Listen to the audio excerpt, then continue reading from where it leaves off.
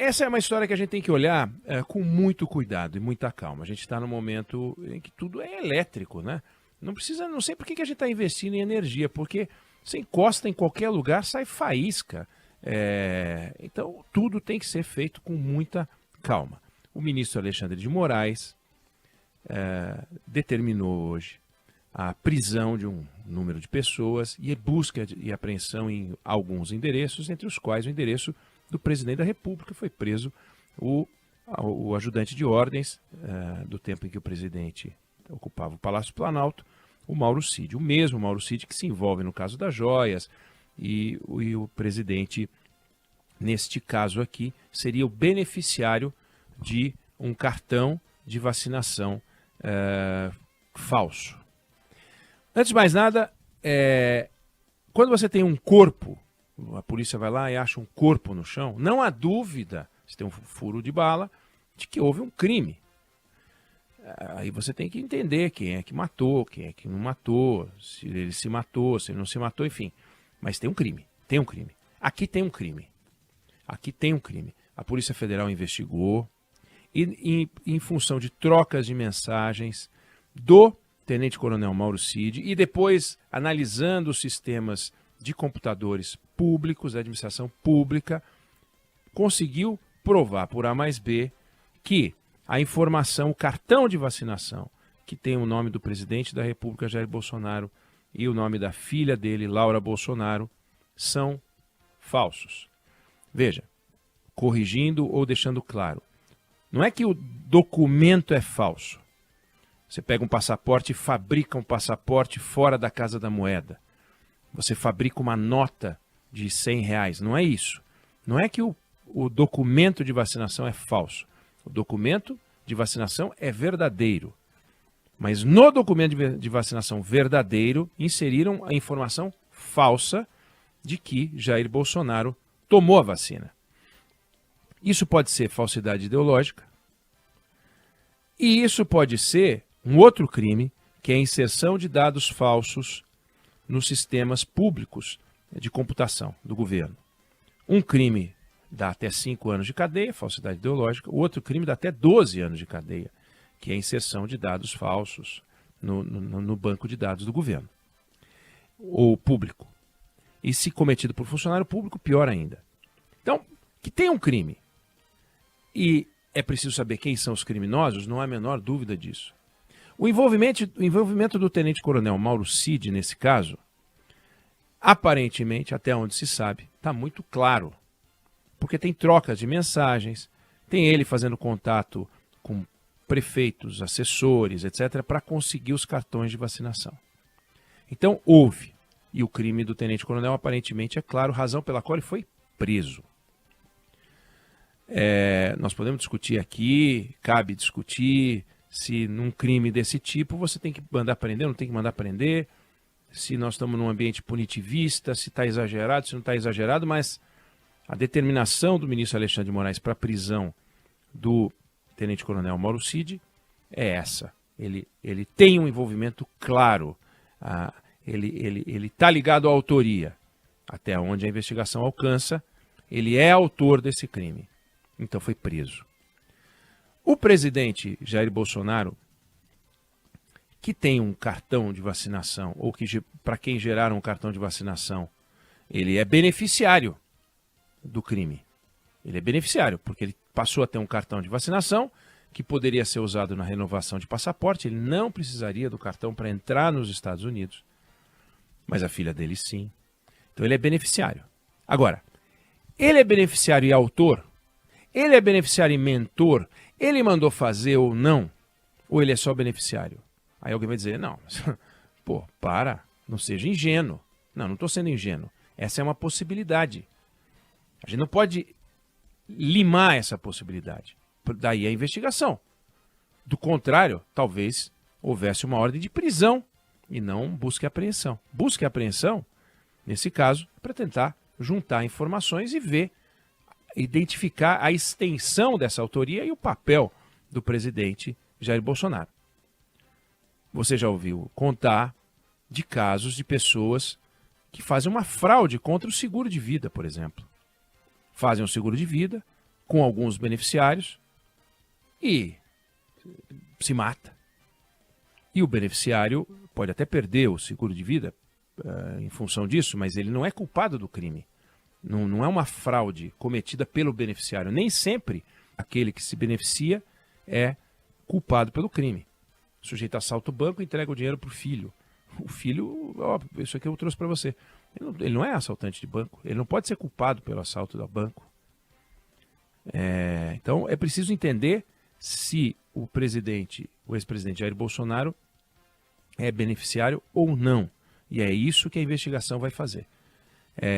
Há motivos para o tenente-coronel fazer isso sem que o presidente soubesse? Nós não sabemos. Ah, mas eu fiz porque vai que o presidente da República que quisesse viajar um dia depois do mandato dele terminar, ele talvez não tivesse direito ao passaporte diplomático, então teria que ter para tirar o visto, o cartão de vacinação, então eu já fiz logo. Nós não sabemos. Nós não sabemos.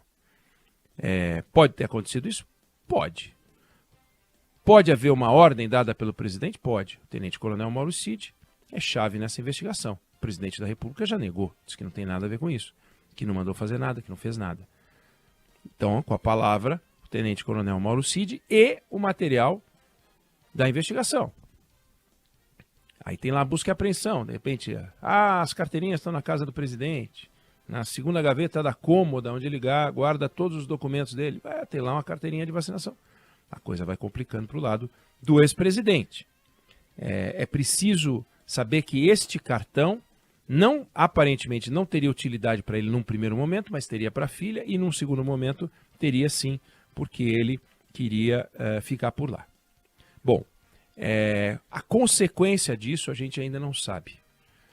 A consequência política a gente ainda não sabe. Isso aconteceu hoje às 6 horas da manhã.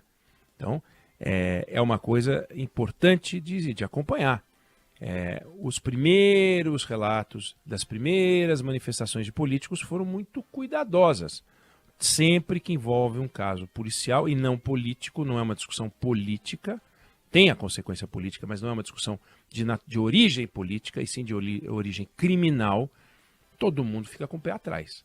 Sair defendendo, sair atacando, então é tudo muito complexo e delicado, né? Vamos ver quais serão as manifestações, o que dirão os políticos, como é que vão se manifestar, o próprio presidente Jair Bolsonaro, o entorno dele, vamos acompanhar. Já estão, obviamente, muita gente falando que é um exagero, muita gente dizendo que não precisaria, bastaria processar, não teria que prender, aí entra naquela discussão do punitivismo, do exagero, que a gente pode discutir, mas agora é hora de entender os fatos.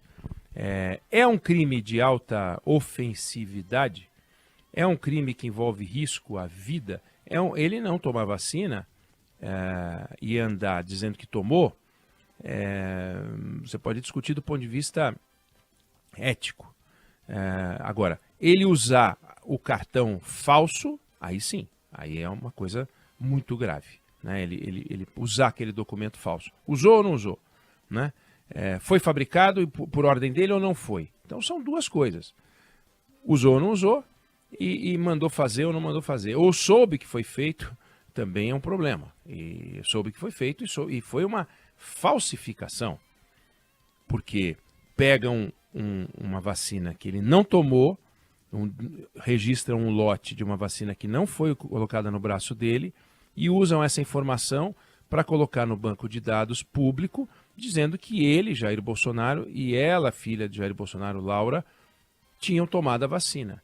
Imprimem o documento e eliminam a informação do banco de dados. Então, é um negócio muito complexo, muito delicado. Existe a figura jurídica do acordo de não persecução penal para crimes de baixa ofensividade. Se eles se enquadram em falsidade ideológica, podem fazer o que é conhecido pela sigla ANPP, né, acordo de não persecução penal, em que aquele que comete o crime confessa o crime e faz um acordo por trabalho social, por um tempo definido, homologado pelo juiz. Então, não é um crime que leve alguém para a cadeia, necessariamente. Se for o artigo 313 do Código Penal, inserção de dados falsos, já é mais complicado, porque é um crime que dá até 12 anos de cadeia. Então, por enquanto, está tudo em aberto. A autoria, a gente já sabe. O mando, a gente não sabe se houve. O conhecimento, a gente não sabe se houve. Tudo indica que sim? Não dá para dizer que tudo indica que sim. Dá para dizer que é lógico imaginar que sim.